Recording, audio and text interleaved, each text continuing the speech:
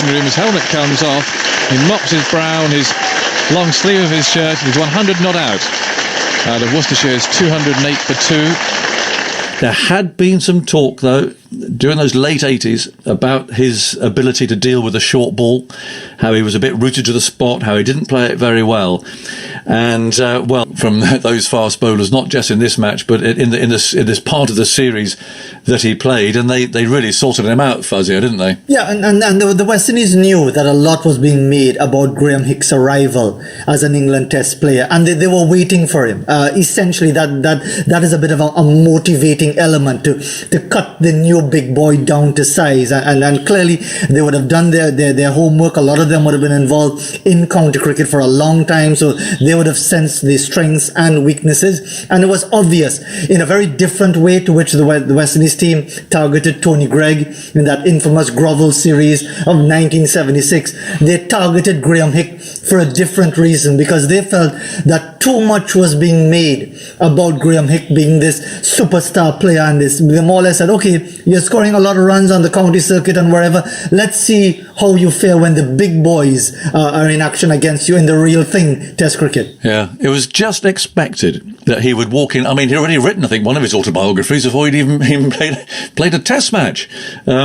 He was just expected somehow to just be able to just come striding into Test cricket and take it like a duck to water. I mean, his county records, Andy, leading up to this were phenomenal. I mean, how many hundreds had he scored for a start? Well, he had 57 hundreds in first-class cricket when he made his Test debut. He'd been playing first class for 8 years, had scored over 16,000 runs at an average just over 62. That was, at that point, he had the best first-class average of any batsman who played 50 or more innings since George Headley, who played his last first-class game in 1954, the great West Indian. So Hick was statistically absolutely extraordinary in first-class cricket, but as you said, maybe that not being challenged at a younger age had led to some technical flaws within his game. Yeah, well, 6 and 6 for him in this Test match, and he was dropped before the last Test match of this series.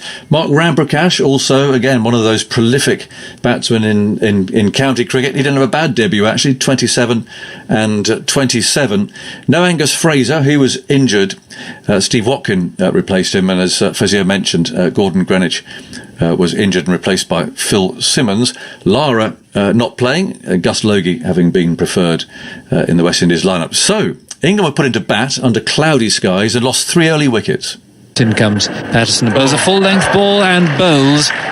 Atherton, I would think probably middle and off. Yorked as much as anything. And Gooch is beaten, he's out, caught behind. That's a beauty from Marshall. One which lifted, left him, took the edge of the bat. Dujon did the rest. Walsh runs up, he seems all right. Bills up on outside the stump, and that one is caught behind. And he's caught by Dujon going low down in front of first slip. And he's got his wicket, and there is Hick caught by Dujon. So 45 for 3 England, having been put into bat. And things not looking very good at all. So some rebuilding going on. Robin Smith, 54, he was run out. I mentioned Ramprakash, 27 in his first Test innings. Funny old innings this, because England were out for 198 early on the second day, so a very slow rate of scoring. But this is how that innings ended. Pringle waits. Patterson comes in, bowls to him. That one he's clipped away on his toes. He's going down to Logie, who this time pouches it down a deep square leg, runs in, taking it very carefully, just in his midriff, and that is the end of the England innings. And Pringle is caught Logie, bowled Patterson for 16. England are 198 for 10, and you've been saying, I know, 220, 240 wouldn't be a bad score at all, so they haven't quite achieved that. Well, I do remember the ball nipping around. That's why England were put into bat. 198 all out. 2 wickets for Ambrose, 3 for Patterson, 1 for Walsh, and of course Malcolm Marshall, 3 for 46. 198 though. It didn't really feel enough. And Phil Simmons got the West Indies away to a bit of a flyer. Simmons flicks it away, down backward of square, in the air for 4. Ball on the legs, big powerful man.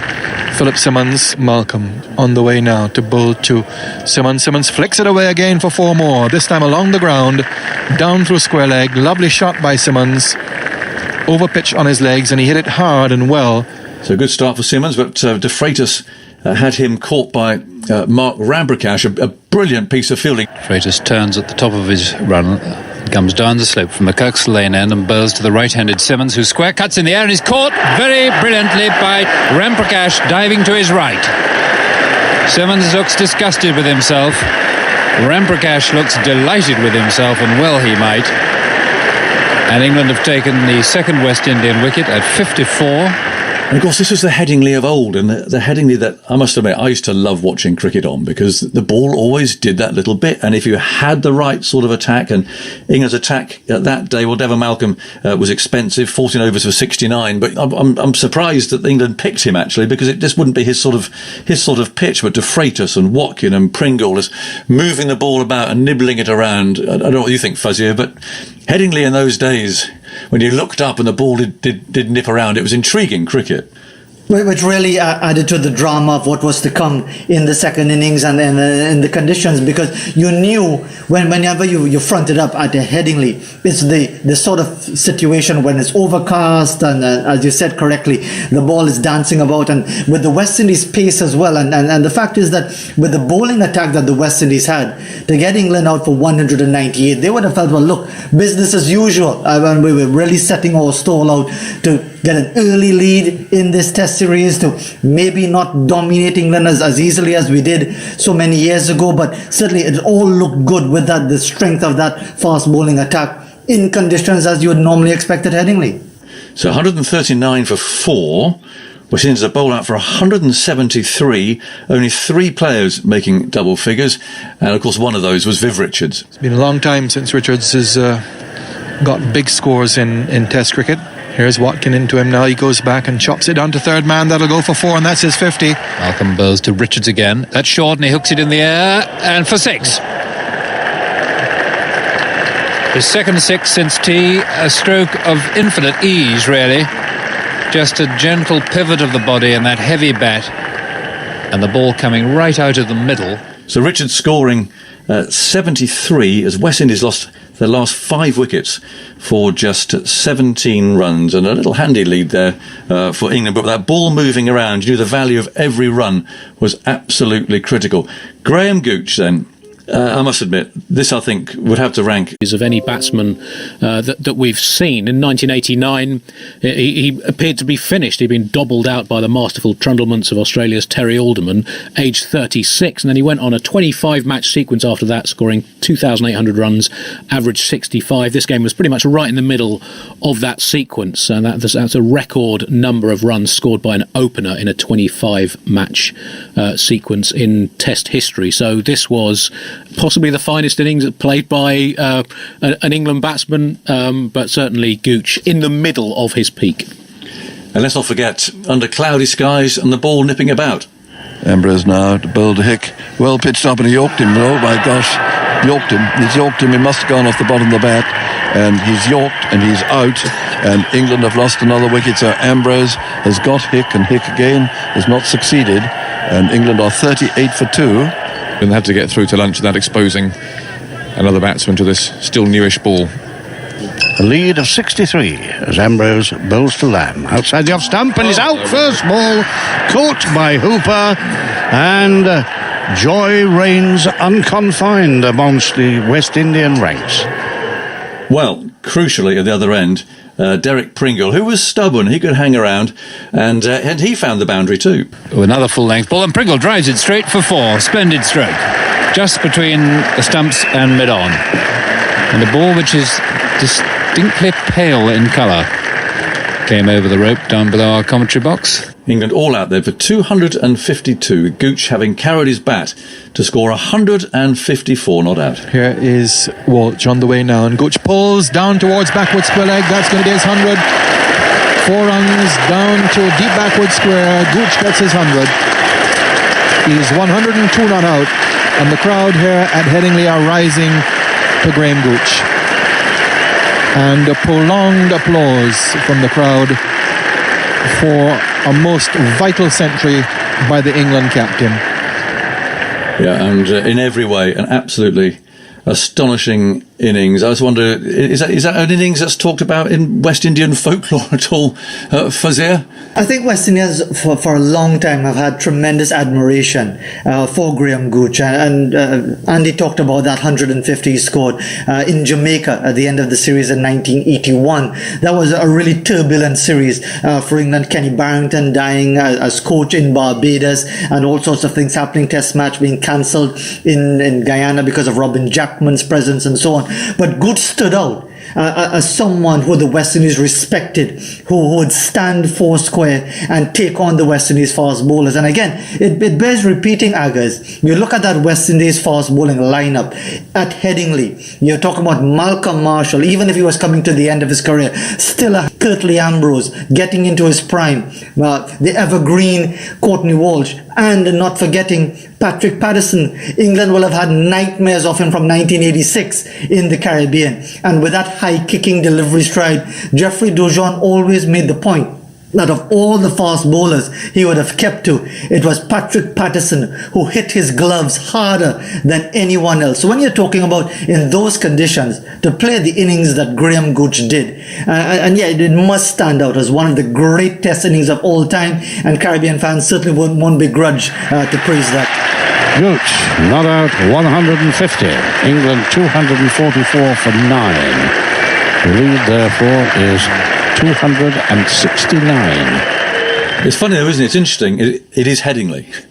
And funny enough, I would take England's attack in this match, even against that West Indies attack, because of the length they bowl and the type of bowling that they are.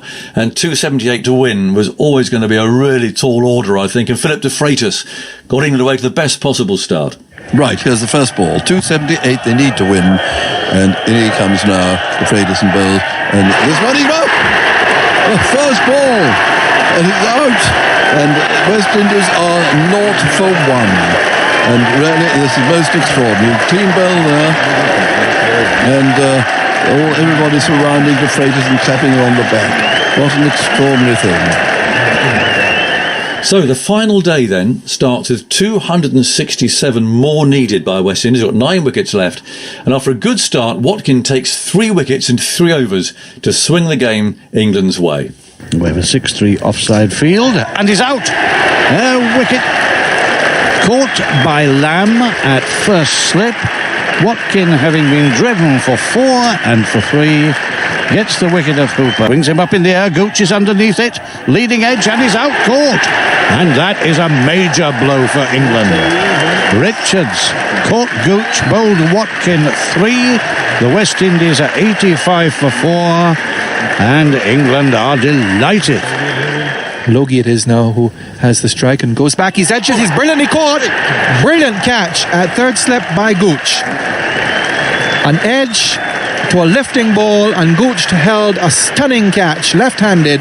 Viv Richards, what was he doing there, Fazia? He had a real swipe, didn't he? Yeah, and Viv probably at a point in his career, because we knew that this was going to be his last series, where he was especially determined to go out on a high in England. We remember that fantastic series he had in 1976, and of course a precursor to so many dominant teams, but maybe sometimes even trying too hard, maybe even his own worst enemy at times, with that desire to dominate, because sometimes even with the greatest of them, it's difficult to recognize that, look, maybe the eye isn't as sharp as it used to be, the reflexes aren't as sharp as it would have been then.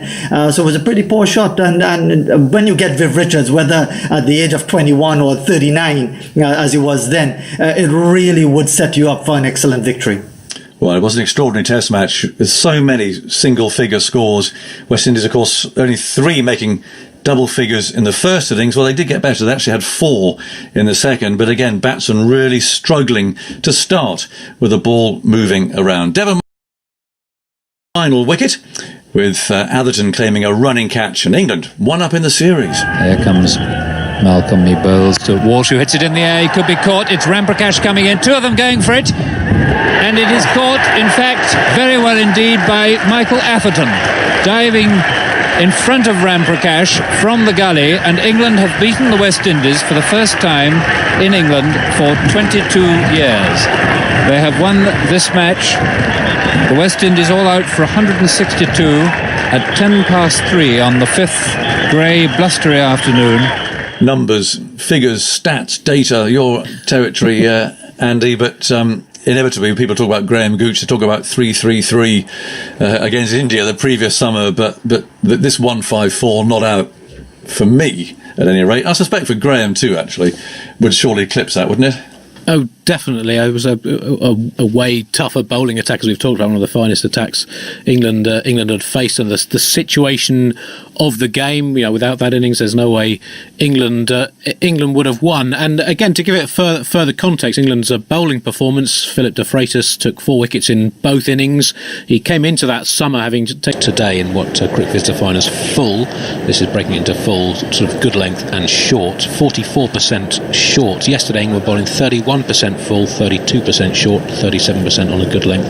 But look at the West Indies on day 2 yesterday when they ran through England. 39% of the balls were full, just 25% short. So West Indies are bowling twice as many full balls as England have bowled today, and had a great deal of success with it. Yeah, it showed, didn't it?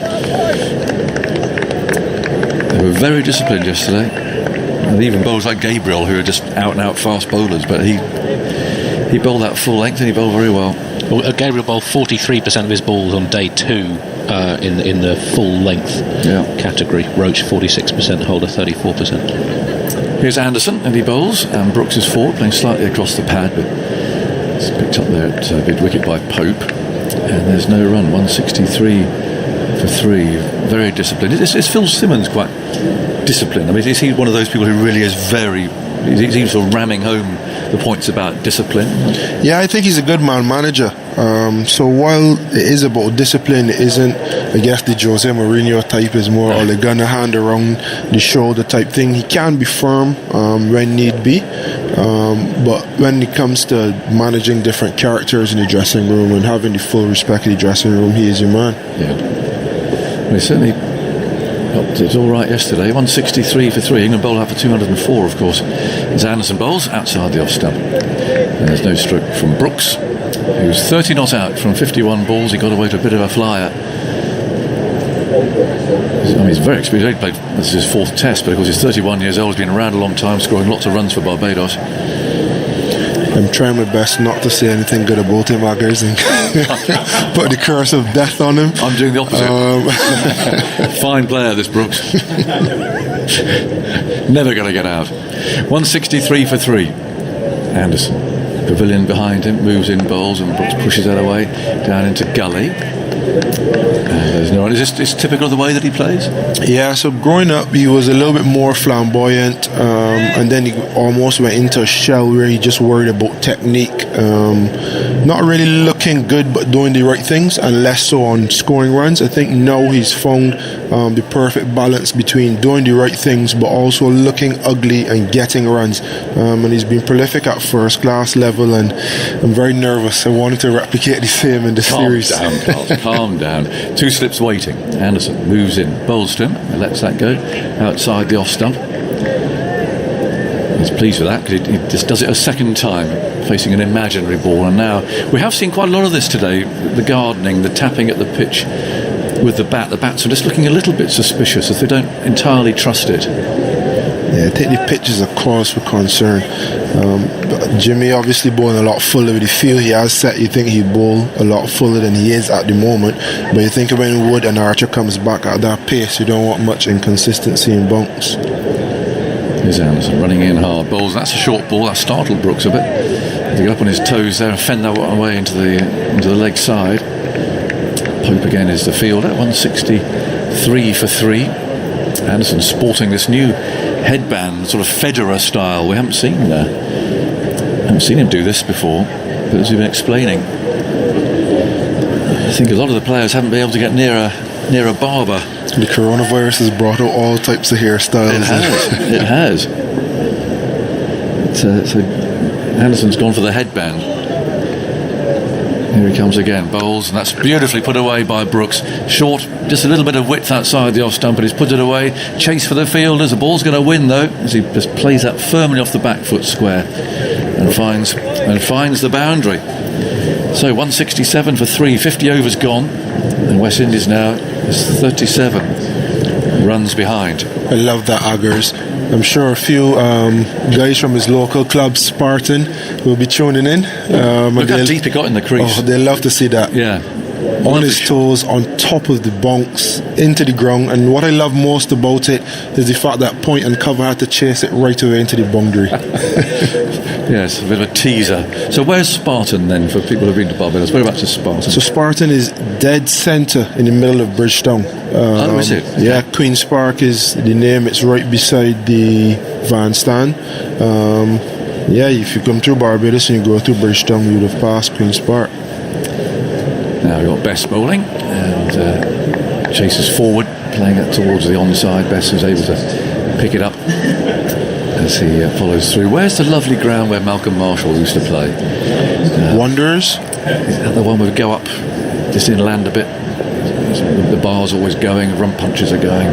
There's every ground out there. That's true. It's a very social ground. 167 for 3, Bess strides in.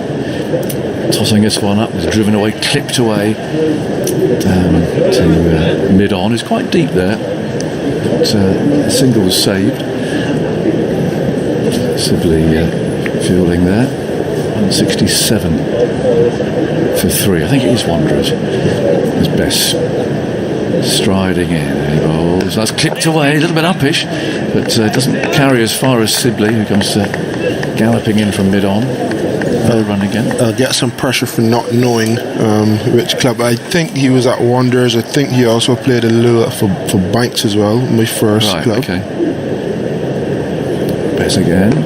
So played away down to mid-wicket. 167 for 3. 37 runs behind.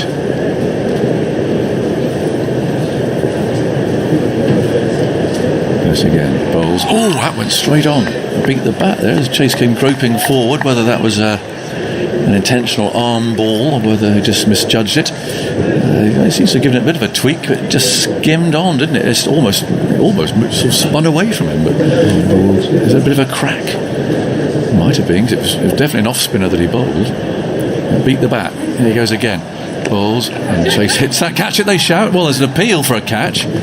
Chase isn't interested in that. I'm not sure that the umpire is either, is he? It's a strange one. Catch it, they shouted.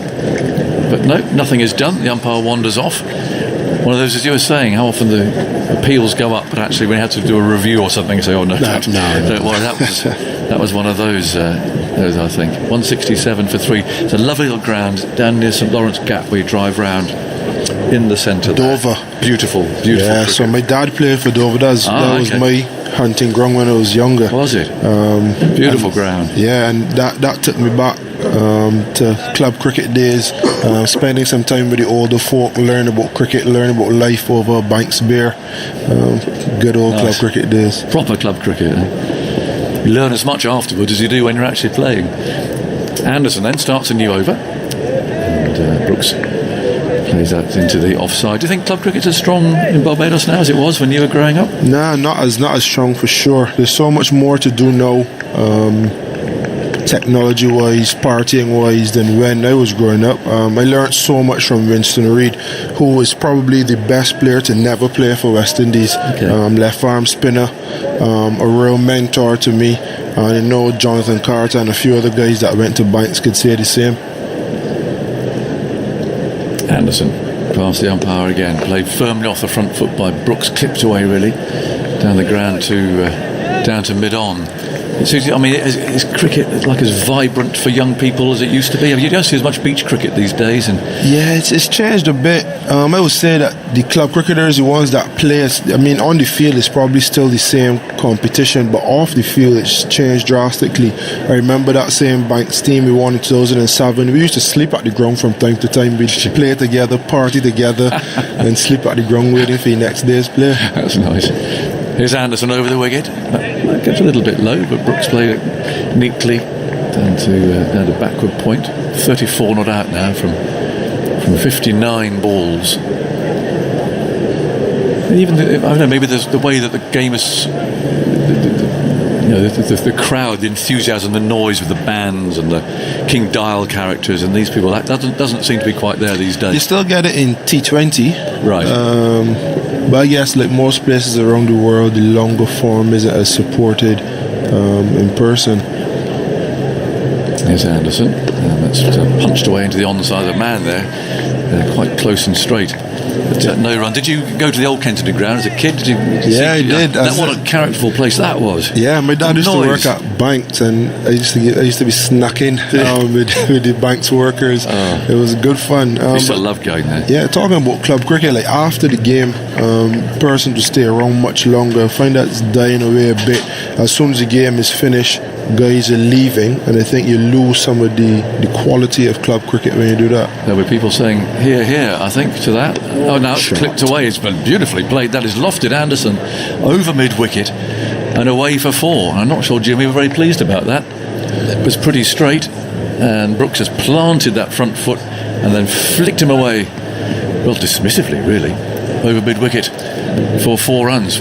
That's a quality cricket shot. With the field that Jimmy has set with a mid-wicket, a straightish mid-on next to the down-striker, and a wideish mid-wicket, to have the confidence to go up and over, quality, and well executed as well.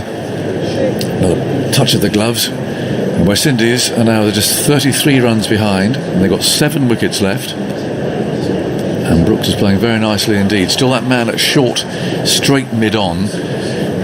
Anderson again runs up and bowls to him. Back he goes, just feeling the ball away down to backward point, and that's the end of the over. Lovely stuff, Carlos. Love to hear memories of Barbados. Some more thoughts from you and maybe Andy, and then Simon Mann is coming here to keep the commentary going. Just looking at Shamar Brooks's first class career, averages only in the low 30s, 32 in first class cricket, 7 centuries. But West Indian domestic cricket, Carlos, the scoring tends to be pretty low. Is it the pitch is very, very difficult for batting? We don't really see anyone averaging more than sort of 33, 34. No, in first class cricket in the West Indies, 35 is a good average actually. It'd be interesting to see his stats from 2015 when he actually came back into first class cricket, as he was out for a couple of years between that time. Good afternoon. Here is Bess going into bowl to Chase. Chase stretches right forward, bat in front of pad, playing it back down the pitch. Yeah, since 2015, so he played up to April 2012. At that point, he played 21 first class games and just reached 50 once, had a batting average just under 20. Bess in again to Chase, and Chase leans forward there, really bending that front knee in defence. Alongside it, playing it to cover, and there's no run. Since then, a further 64 games, 7 centuries, and an average just under 36, so significantly improved, and by the standards of Caribbean cricket, that's a pretty tidy average. Best to Chase outside the off stump, drawing him forward. Delivery that, just slid one past the outside edge, but Chase was equal to it. Playing it to cover, picked up by Crawley, and there is no run. 171 for 3. West Indies only 33 runs behind. The lights on at the Aegeus Bowl. Best bowls, a bit straighter, turned with any spin into the onside this time by Chase towards mid-wicket, where it's picked up by Burns, and there is no run. Chase 14, Brooks 38. Best bowling with a slip and a short leg quite deep. Best again to bowl to Chase, and Chase covers up and plays quietly, gently towards Burns at mid-wicket, and there is no run again. It has filled in since this morning. There's still some blue sky around in the distance. I don't think we need the floodlights on. It did go overcast for about 10 minutes after lunch. It's probably why they switched them on. Best loops that one up, and Chase dries. It's very full. He ends up digging it out and it rolls away into the offside, picked up by Butler, and there's no run. Best through a maiden there, 171 for 3. West Indies still in a good position in this game, and England finding themselves under some pressure here. The possibility of a decent first innings lead for West Indies. Yeah, it looks this way. If these two keep on going and could get us to 200, next target after that will be 250. It allows Blackwood, the rich holder, to come on and express themselves. I want to be greedy here and bat once. If we bat the full day today, could get a lead close to 200. Very, very difficult for England to surpass that and then set a target. In that Headingley Test match on the last tour, I think England had a huge or big first innings deficit, didn't they, Andy? And then they got themselves into a decent position and declared on the fourth evening, setting West Indies at 320. I think they had to come back from a long way behind in that game, didn't they? Yeah, there were 169 runs behind on first innings. England 258 all out. West Indies 427 with century by Brathwaite and Shea Hope, and then England 490 for 8 declared. West Indies chased down 322 for 5 to win by 5 wickets. Anderson, a new over from him. 16th, bowls outside the off stump. Brooks doesn't play, quite wide, and it's taken by Butler. So England have had an experience of being in this position before. They have. Against West Indies. Change of plan by Anderson. The straight mid-on has come out. Now got a third man in. For me, this ploy is probably a bit more dangerous for Brooks.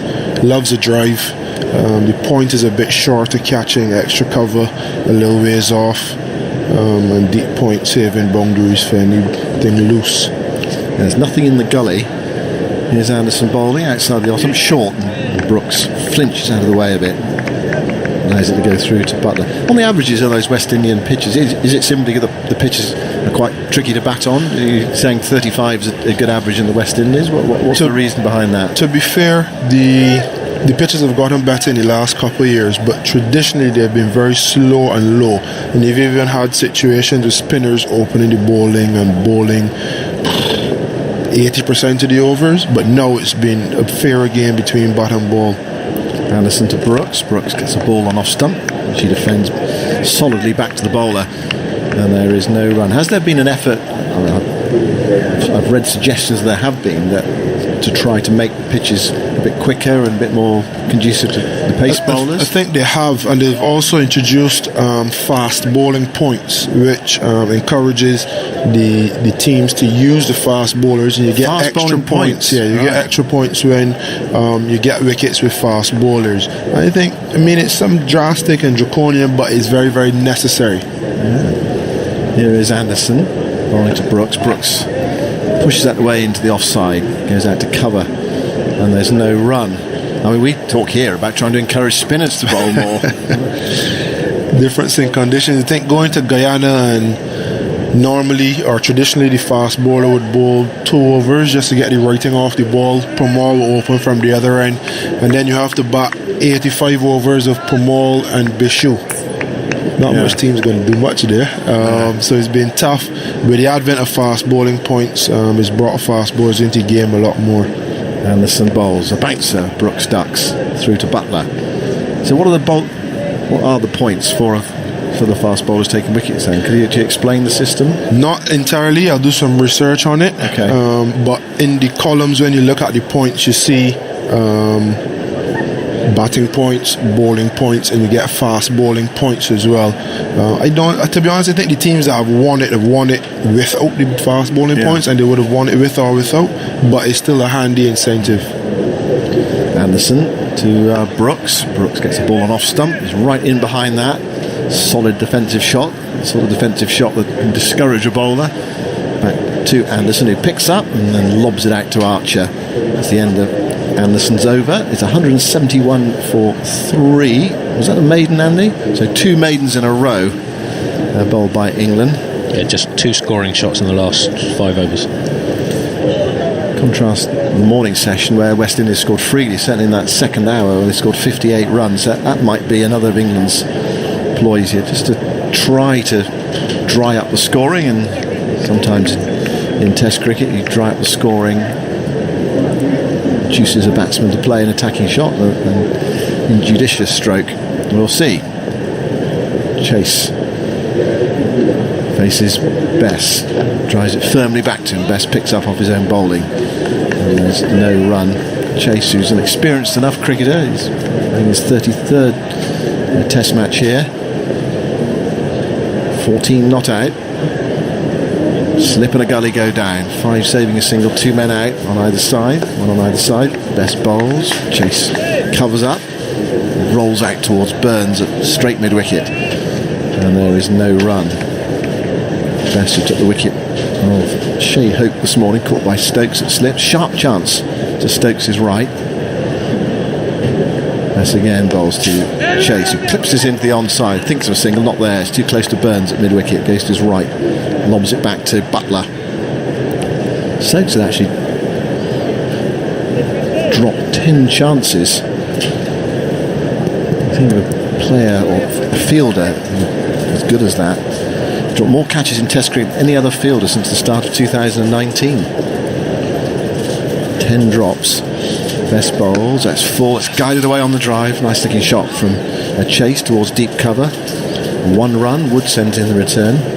Only 3 of those 10 has been sort of evaluated as a hard chance. You think back to that Mount Maunganui game and England losing by an innings to New Zealand, and he dropped BJ Watling on 31. He made a double 100. I mean, you talk about how the flow of a game goes, but actually incidents make a huge difference, obviously.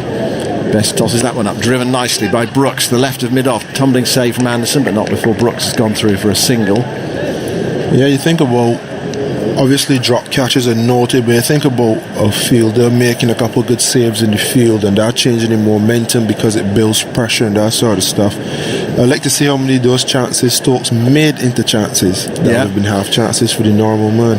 Best bowls and Chase, and he's out in front of his front pad there, turning the ball quietly into the onside, and there's no run. 173 for 3. Well, I don't know how you evaluate what is a hard chance or not, but according to the stats, only 3 of the 10 he dropped was evaluated as a hard chance. Think about him getting to the catch he took in the first game of the World Cup last year, and then hitting the palm of the hand and saying, "Oh, he got there, he should have taken it." Not a hard chance. What, the one against South Africa? Yeah, when he caught on the boundary. Yeah. I think you would probably count that as a hard chance. He turned that into an easy chance, or at least it made it look easier than it would be for a lot of people. So a lot of times persons with speed and agility and the passion that he plays with sometimes gets to things that they have no right getting to, and then people say, "Oh, that was easy." 173 for 3. Anderson goes in, bowls to Brooks. Brooks drives straight to mid-on. Nice looking shot, but directly at the fielder. So there is no run.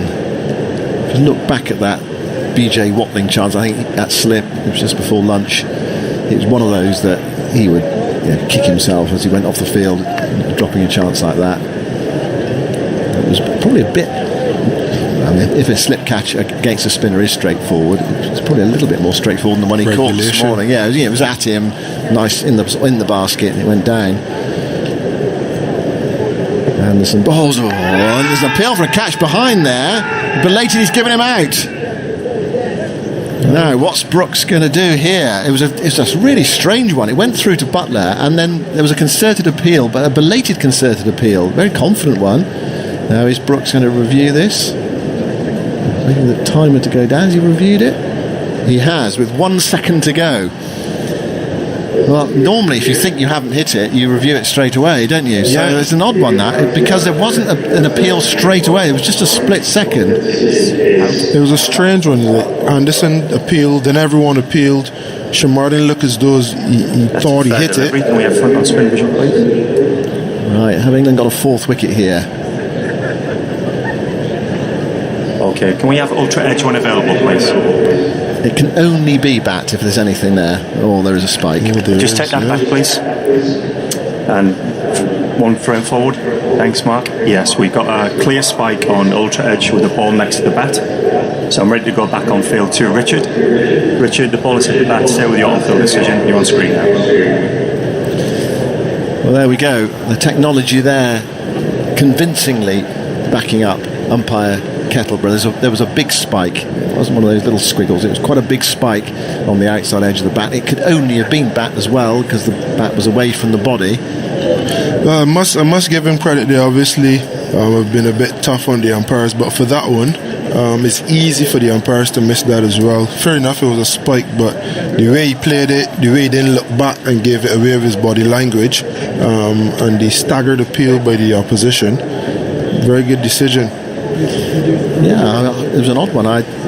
I was pretty sure that he wasn't going to give it out. He waited a long time. He had no idea really. Like normally the fielding team goes up in unison, and the batsman peeps back around quickly with a guilty look. None of that happened, but correct decision in the end. And Brooks, if he'd known he'd hit it, obviously he would have walked off. The umpire gave him out, so he must have thought, I didn't hit that, I didn't hear anything. But enough of the England fielders and the umpire did. Yeah, it was definitely a feather. I don't think he felt it. They heard something, and the right decision is made. And I mean, that's what you want. You want that the bowlers work hard, they create a chance, the fielding side takes it, and they're justly rewarded. So happy to see that the correct decision was made. So Brooks is out for 39. Now Jermaine Blackwood is in at number 6 for West Indies, behind Roston Chase. And, well, 173 for 4 in reply to 204. England just trying to hold on to West Indies' coattails here. They don't want them to get away too far. They had a really punishing lead. Game really in the balance. You've still got Holder and Dowrich to come. Of course, you've batted through a whole day's Test cricket in the last series that England played in the Caribbean. A remarkable achievement. How many wickets had fallen on the first day of that Test match, Andy? It was a whole heap of them. It was like the contrast between the first day and the second day. I think one day, it must have been about 15 or something, 14 on the first day, and then none on the second, or was it second and third day? It was a remarkable change of fortunes. Here's Blackwood then, his first ball. Anderson goes into bowl to him, and Blackwood is forward to a ball homing in on off stump. Plays it defensively away on the offside, and there is no run. Blackwood from Jamaica, playing his 29th Test match, his 100 so far against England in Antigua in that last tour. Carlos Brathwaite has departed, and Phil Tufnell is here, and the lights have been turned off as well. Good to see them saving some power with the blue sky above to our right hand side. Anderson bowls to Blackwood. Just a hint of low bounce there. Blackwood possibly could have left that, elected to play at it, played it defensively into the offside. There's no run. Good afternoon, Tufnell. Afternoon, Simon. Yeah. Hello. Good game this, isn't it? Yes, it is. It's turning into a good game, and this is, I've seen Blackwood bat as well. He likes to get on with it as well. So, West Indies 31 behind, it could just be the perfect guy just to kind of give some impetus and get this West Indies innings really sort of rocking and rolling along.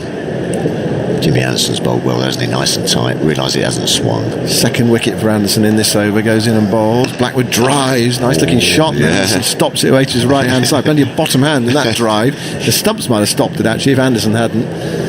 There was no run. England putting the man back on the deep backward square leg boundary for Blackwood. So 2 men out. He's a counter-attacker, isn't he, Blackwood? Which can either go your way if it comes off, or you can have a bit of a woof outside off stump and get caught second slip or something. But an intriguing part of their innings at the moment. Back with Anderson. Past umpire Kettleborough into bowl to Blackwood, and Blackwood nearly plays on there. Ball coming back from Anderson, inside edge onto his pads, and the ball rolls away from off stump. Good over from Anderson, and England were drying up the runs, and perhaps that tactic helped them with the wicket. Yeah, no, for sure. I mean, a good little spell, wasn't it? With Bess, I was being very impressed with Bess, actually. He's bowled attacking, but, been able to keep the runs on, keep the runs down, and that partnership worked for Stokes. As I say, pressure gets the wicket. That game in Barbados in January of 2019, at the end of day one, West Indies were 8 wickets down, 264 for 8. Then they were bowled out on the second morning. England were skittled for 77, and then West Indies 127 for 6 at the close, so 18 wickets that day. Then the next day, Holder and Dowrich batted for most of the day, 415 for 6. They ended at declaration. Best bowls. Chase plays across his front pad, turning with the spin into the onside towards mid-wicket. I say with the spin, there's not much out there, there's just a fraction out there. There's a little bit which keeps you honest, and he's also bowled that nice line and a couple of drifters which have gone past the outside edge, and you just feel that he's getting on top of Chase here. He's bowled a couple of maidens at him. He's getting a little bit twitchy. Just don't let him get away with a single on that offside. I'd bring that man on deep cover point up. Best bowls, slingy delivery. Yeah, that's the low arm. Chase, and Chase is equal to it, stretching forward and playing it defensively. Ends out to Crawley at extra cover. Excellent battle going on out there at the moment, both sides realising how important this little passage of play is for supremacy in this game. Chase on 15, trying to be patient. That's tossed up and driven on the bounce out to Crawley at extra cover. It's a good bit of cat and mouse here. I'm enjoying this. I've been very impressed with Bess. He's obviously been working very hard. And he's got that low arm release point as well, which is a bit of variation, but also in those lines, it's an attacking line for an off spinner. Best bowls. Chase stands up in defence to a ball on off stump, playing it back down the pitch. It's going to be a little battle of patience out there. You get the feeling between Bess and Chase. Explain in a moment when you get the chance, Tuffers, what you mean by an attacking line for a spin bowler. Yep. Bess tosses this right up and it's dug out into the offside. Crawley tumbles to his left at extra cover and stops it. And there's no running and trying to join up the dots here. One ball left in this over. Bess is 11th, 1 for 24, rubbing the ball fiercely on his trousers. Spins himself a catch and then trots in. Right arm over the wicket to bowl to Chase, who blocks it into the offside. There's no run, and that's another maiden. 173 for 4. Chase 15, Blackwood 0. An attacking line for the off spinner is, let's say, what's that? 10 inches outside off stump, perhaps? Which is then bringing the batsman forward and sort of getting that bat away from the pad a little bit and getting him poking it out. So that's a good length as well, needs to be bowled there. But also it's bringing in the outside edge if it doesn't turn, and perhaps that little bit of drift with the arm, which is called the arm ball, which then goes straight on and can get the outside edge. How we got his first wicket just before lunch. Or if it does then turn, you've got the bat slightly out in front of the pad, which then can sort of, if it turns, can go through the gate and bolds and things like that. Or if not, get the inside edge onto the pad, thus bringing in short leg. So why don't all off spinners bowl an attacking line then? Well, because sometimes well, let's just do this ball from Anderson to Blackwood. Anderson bowls, Blackwood leaves outside the off stump. Well, they do sort of try to. Obviously, it's the way people play. You know, some people, as you say, Brooks was very good at getting his foot to the pitch of the ball and sort of negating that, wasn't he? Sort of getting right out there and he ended a couple of 3 times through extra cover. Yep. So you've got to see how the batsmen play, how they set up. Also on the pitch, how the pitch is playing. Did you get that? Yep, I did. Yeah, I did. 173 for 4. It's Anderson 2 for 35. No, perfectly explained. Thank you. Blackwood yet to score. Anderson bowls to him. And Blackwood does score now, streakily, off the inside edge, past the leg stump for 4, down towards fine leg. Well, not entirely convincing. No. But, I don't know, you see a few runs to your name, it's fine. Yeah. I survived. Tricky one, but I survived. Yeah, could have easily dragged that on. A little bit of sort of just angled back in at Blackwood there, didn't he? And he tried to punch that through, perhaps extra cover, get a thick inside edge for we saw one before lunch that went just past the off stump. That was a thick inside edge. It went quite a long way past the leg stump, but it was a full shot from Blackwood. England definitely in drying up mode here. Yeah. Not really looking for wickets, but just hoping they might get the odd breakthrough. Anderson ball, that's up in the air, spooned in the air over cover. That was a strange one from Blackwood, and it bounces in no man's land. Halfway back to the boundary on the offside. Where did that come from? That's what we were talking about, Blackwood. I mean, that was too short to drive. That was almost just back of a length, and he's gone on that forward press and just decided he liked the look of it. And little bit of shape away, got a thick outside edge and just sort of ballooned over cover point. Little bit of luck. Was he looking to hit that back past straight back over his head? I think. Yeah. It certainly wasn't on the ground. No. I think that would have been impossible to hit that ball on the ground. 179 for 4. Blackwood's a 6. Anderson bowls to him, and Blackwood gets the ball short of a length. He's up on his toes, and the ball stops on the pitch. And there is no run. I do like these sort of counter-attacking batsmen and everything, but it doesn't matter who you are, you've got to give yourself a little bit of time just to feel, the pace, what the bowler's up to and everything. Then you can express yourselves. No point in going too early. because then, if that would have just lollipopped up the cover point, you'd have felt you'd wasted something, Yeah, he's had 2 fortunate scoring strokes in this over. 179 for 4. Anderson into bowl to Blackwood. And Blackwood pinches a single into the offside, shy at the stumps. Blackwood's judged that very well. He's looking for 2 in actual fact, as the throw goes past the stumps and has to be backed up by the man Pope coming in from deep square leg. It's going to be an interesting contest, I think, between Bess and Blackwood. That's what I'm looking forward to. This is where the young off-spinner's going to have to show a little bit of maturity and realise that, something's afoot here, because I can't see him just poking him back. I think he's going to use his feet and try and give him a whop. Well, 1 ball left in the over. And it will be Bess against Blackwood. And you can enjoy that in the company of Isha, who's coming in at the end of the over. Chase hasn't been down this end for a while, so he's taking a fresh guard. He's just holding up proceedings. Yeah, Bess has bowled nicely to him. I've been impressed with the way he bowled at Chase. You can see him just getting on top of him. England have 4 on the offside, 1 at short point and 3 saving 1. Backward point cover and mid-off and 2 slips. So he's not too attacking in one sense. You can attack in all sorts of different ways. Anderson bowls to Chase. Chase covers up, plays defensively to mid-off. There's no run. It's the end of the over. It's 180 for 4. Tuffers and then Isha. Yeah, I'm liking the feel of this contest. Bess versus Blackwood. He's bowled very nicely, the young off-spinner, so far, and used the crease and used his flight and guile and craft. But I think Blackwell won't just be looking to defend him. I think he's going to try and get on top of him, and thus a change in field. We've got a deep mid-on. I think everyone else could feel that as well. So good captaincy. Perhaps would have given him 1 or 2 with the mid-on up and let him try and go for it to entice an attacking shot, but decided to think defensive first. But this might be interesting. I'm sure that Blackwood will have a little look at it for a couple of balls, but I think he's going to be aggressive. Isha, good afternoon. Good afternoon to you, Tuffers. Good afternoon to you. Yes. I'm loving this sunshine to the point where you're now wearing sunglasses. And you've taken I your can take my puffer jacket off. Finally. Oh dear. There we go. Yeah. Summer's back. Lovely. So, Don Bess up and over to Blackwood, who punches out to deep cover. It's past extra cover, diving to his left, and he'll pick up 4 for it as well. He's hit that with some power, the timing of it, and the score goes to 184 for 4. It's a beautiful shot. We thought that he'd look to sort of try and counteract Bess, and just outside off stomp, not really a half volley, but foot to the pitch of the ball, high elbow, and absolutely timed that past extra cover. Great shot.